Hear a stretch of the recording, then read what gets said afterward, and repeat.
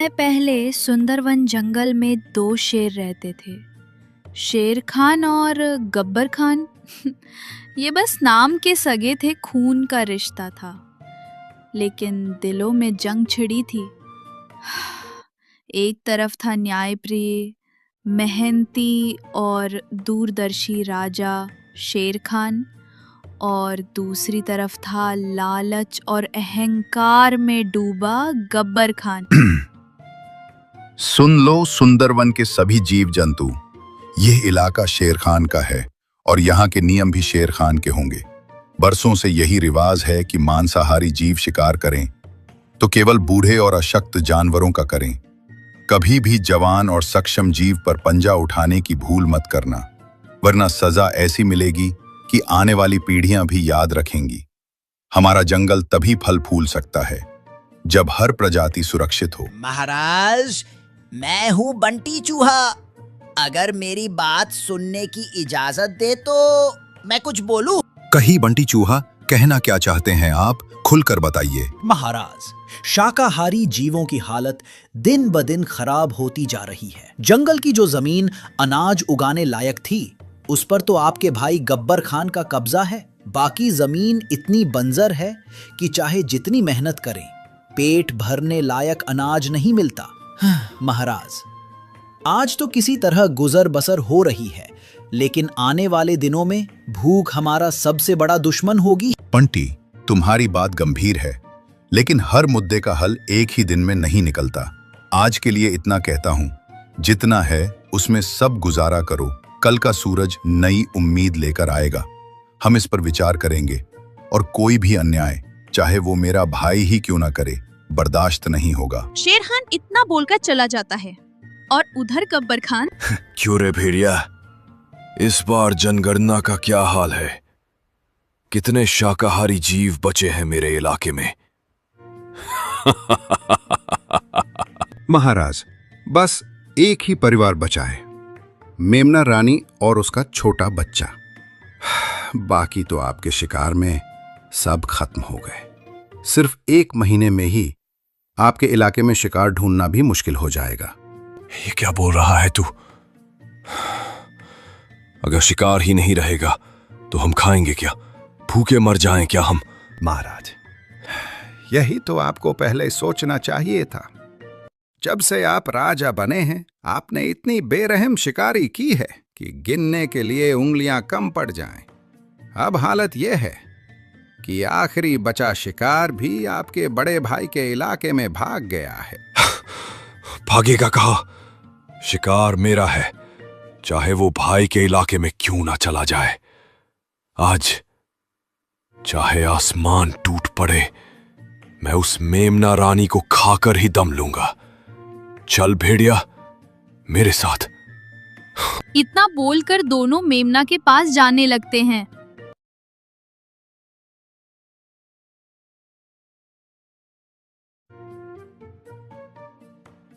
महाराज, यही है शेर खान का इलाका। मेमना रानी यहीं छुपी होगी। लेकिन ये जगह आपके लिए खतरे से खाली नहीं है। खतरा? गब्बर खान के लिए? ये जंगल मेरी लगों में बहता है भेड़िया, और शिकार मेरा हक है, चाहे वो भाई का इलाका हो या किसी और का। आज मेमना रानी का अंत पक्का है। अचानक झाड़ियों के पीछे से मेमना रानी और उसका बच्चा दिखाई देते हैं, डर के मारे कांपते हुए। भागो मत, तुम्हारा वक्त आ गया है। आज तुम्हारी चीखें इस जंगल में आखिरी बार गूंजेंगी। गब्बर खान झपटता है, तभी उसके सामने शेर खान आ जाता है। बस एक कदम और ये जंगल तुम्हारे नाम को हमेशा के लिए मिटा देगा गब्बर। ये इलाका मेरा है और यहाँ मेरे नियम चलते हैं। तुम्हारे लालच ने पहले ही तुम्हारे इलाके को वीरान कर दिया। अब तुम मेरी प्रजा पर पंजा उठाओगे। जब तक शेर खान जिंदा है, कोई भी मासूम इस जंगल में डर के साए में नहीं जिएगा। तू मुझे रोक सकेगा? तू सिर्फ अपनी प्रजा का राजा है, मैं इस पूरे जंगल का शेर हूं। मेरा शिकार मुझसे छीनने की हिम्मत कैसे हुई तुझ में? हिम्मत नहीं, फर्ज कहो इसे। राजा वो नहीं जो ताकतवर हो, राजा वो है जो कमजोर को भी उतना ही जीने का हक दे जितना खुद जीता है। अगर तुझे भूख लगी है तो मैं तुझे शिकार दूंगा, लेकिन इस मेमना रानी को एक बाल भी बांका नहीं होने दूंगा।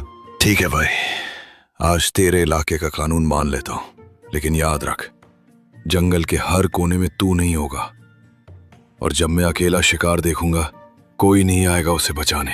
गब्बर खान मुड़ के चला जाता है। शेर खान मेमना रानी और उसके बच्चे को अपनी सुरक्षा में लेकर जंगल के अंदर ले जाता है। रात का समय, गब्बर खान का अड्डा। आधा चांद आसमान में है, चारों ओर अंधेरा और ठंडी हवा। गब्बर खान गुफा के पास बैठा है, उसकी आंखों में लाल चमक। भेड़िया पास में खड़ा है, डर और उत्सुकता के बीच। भेड़िया, आज की हार मैं भूला नहीं। शेर खान ने सबके सामने मेरी इज्जत मिट्टी में मिला दी, लेकिन जंगल में ताकतवर वही नहीं होता जो सीधे पंजा मार दे। ताकतवर वो होता है जो दुश्मन के किले को अंदर से गिरा दे। महाराज, आपका क्या मतलब है? मतलब ये कि अब हम शेर खान के इलाके में ऐसे बीज बोएंगे जो उसकी प्रजा को उसी के खिलाफ कर दें। हम पहले उसके जंगल में अराजकता फैलाएंगे, अनाज चुराएंगे, पानी के स्रोत गंदे करेंगे, ताकि उसकी प्रजा भूखी और प्यासी हो जाए। फिर जब लोग उसके फैसलों से नाराज होंगे तो मैं आऊंगा उनके लिए मुक्तिदाता बनकर। इतना बोलकर गब्बर खान और भेड़िया दोनों रात में शेर खान के इलाके में चले जाते हैं और वहां जाकर तालाब में सड़ा हुआ मांस फेंक देते हैं और गुफा से अनाज को चुरा लेते हैं और फिर अपने जंगल वापस आ जाते हैं। तभी अगली सुबह। महाराज, आज सुबह जब मैं सीमा की गश्त पर निकला तो मैंने कई जगह पैरों के निशान देखे। वो हमारे इलाके के नहीं हैं। ऐसा लगता है कि कोई रात के अंधेरे में आया, चोरी की और फिर वापस चला गया। ये सिर्फ पानी और अनाज की कमी का मामला नहीं है महाराज, ये किसी बड़े षड्यंत्र की शुरुआत है। मैंने अपने कानों से सुना है महाराज। पिछली रात पहाड़ी के पार कुछ अजनबी भेड़ियों की बातें हो रही थी। वे कह रहे थे जब भूख बढ़ेगी तो राजा पे शक खुद उसकी प्रजा करेगी। ये शब्द मुझे बेचैन कर रहे हैं। महाराज, हमें जल्दी कुछ करना होगा, वरना भूख और डर हमारी एकता को तोड़ देंगे। महाराज, मैं तो बस पानी लेने तालाब गया था, लेकिन माँ की हालत देखकर मेरा दिल बैठ गया। पानी में सलांद है, मछलियाँ ऊपर तैर रही हैं। अगर ऐसे ही रहा तो ना हम पी पाएंगे न फसल उगेगी। मुझे तो लगता है कि ये काम किसी अंदर के गद्दार का भी हो सकता है जो दुश्मन का साथ दे रहा है। महाराज, मैं आपसे एक बात साफ साफ कहूंगी, ये काम सीधा साधा नहीं है। ये योजना किसी ऐसे के दिमाग से निकली है जो हमें अंदर से कमजोर करना चाहता है। गब्बर खान के पंजे सीधे हमारे इलाके तक नहीं पहुंच सकते, लेकिन उसकी चालाकी जरूर पहुंच सकती है। अगर आप कहें तो मैं रात में गुप्त रूप से उसके इलाके में जाकर पता लगा सकती हूँ कि वो क्या साजिश रच रहा है। तुम सब मेरे परिवार हो और इस जंगल के रखवाले भी। अर्जुन, तुम सीमाओं की चौकसी दोगुनी कर दो। भीम, तुम अपनी ताकत से पानी के तालाब को साफ करने में मदद करो। गोविंद, तुम गांव-गांव घूमकर सबको हौसला दो ताकि डर फैलने न पाए। और चपला, तुम मेरी आंख और कान बनकर गब्बर के इलाके में जाओ और सच लेकर लौटो। अगर गब्बर ने सच में ये वार किया है तो अगली लड़ाई जंगल की सबसे बड़ी लड़ाई होगी। के सन्नाटे में लोमड़ी चपला शेर खान के आदेश पर गब्बर खान के इलाके की ओर बढ़ रही थी।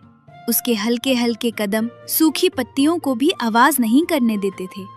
आज उसका हर सांस, हर नजर मौत के साए में थी। मुझे सावधान रहना होगा। गब्बर के इलाके में जैसी आवाज भी मौत बुला सकती है, लेकिन सच जानना जरूरी है ताकि शेर खान और हमारा जंगल बच सके। गब्बर खान का अड्डा। काली गुफा के पास में गब्बर और भेड़िया धीमे स्वर में बातें कर रहे हैं। चपला पेड़ के पीछे छुप जाती है। भेड़िया, पहला वार कामयाब रहा। शेर खान की प्रजा अब भूखी और प्यासी है। अगला कदम यह होगा कि उनके बीच झगड़े करवाओ। अनाज और पानी के लिए लड़ाई होगी, और जब राजा अपनी प्रजा को काबू में नहीं रख पाएगा तब मैं आऊंगा उन्हें बचाने के नाम पर। महाराज, लेकिन अगर शेर खान को शक हो गया तो? शक से क्या होगा? जब तक उसके अपने लोग उस पर भरोसा खो देंगे, वो कुछ नहीं कर पाएगा।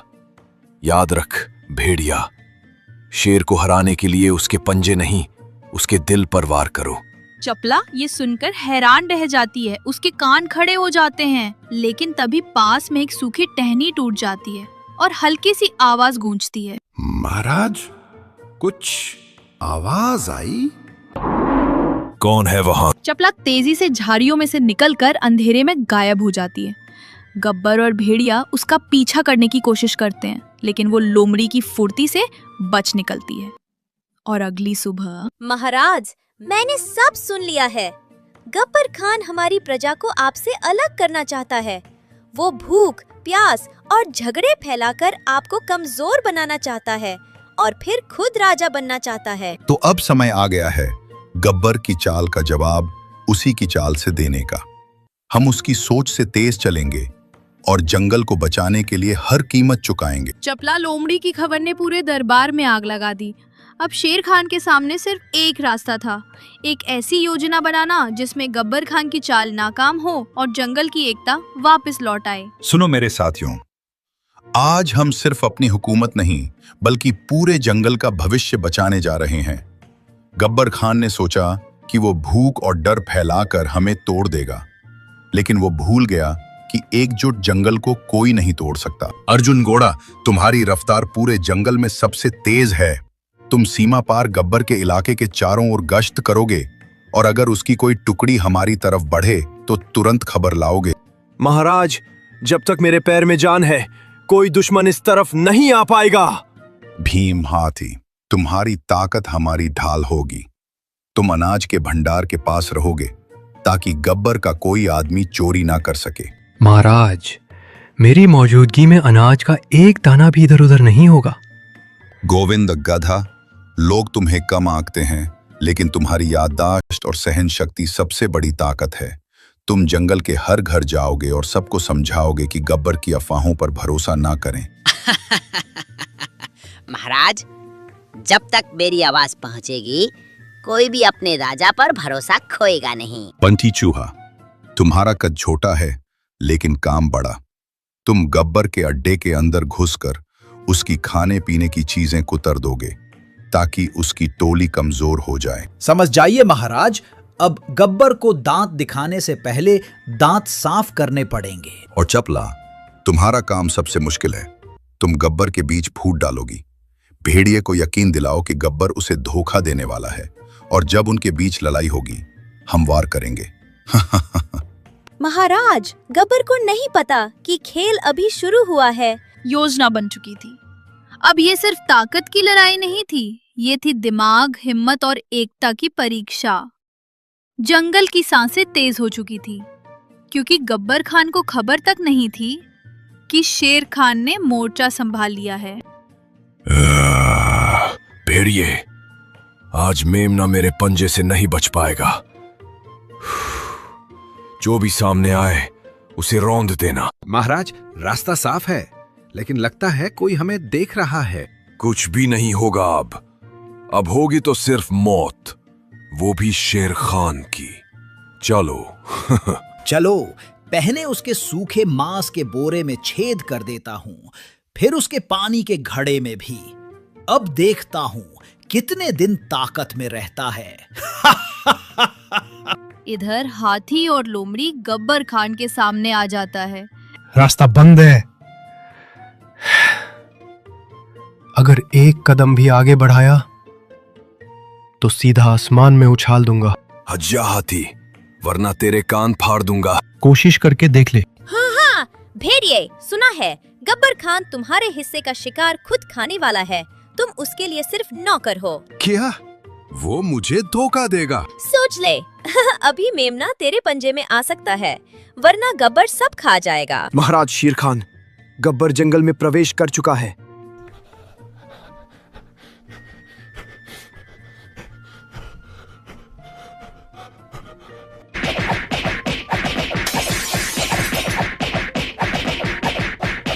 जंगल का कानून भूल गया था। गब्बर, आज तुझे जिंदा छोड़ रहा हूं ताकि तू याद रखे, राज ताकत से नहीं, एकता और न्याय से चलता है। शेर खान, तूने मुझे जिंदा छोड़कर गलती की। अब मैं जंगल का राजा नहीं, जंगल का साया बनूंगा और तुझे वहीं खत्म करूंगा जहां तू सोच भी नहीं सकता। गब्बर, तेरा साथ देकर मैंने कुछ नहीं पाया। अब मैं शेर खान के पास जा रहा हूं। जा, पर याद रख, गब्बर की छाया से कोई नहीं बचता।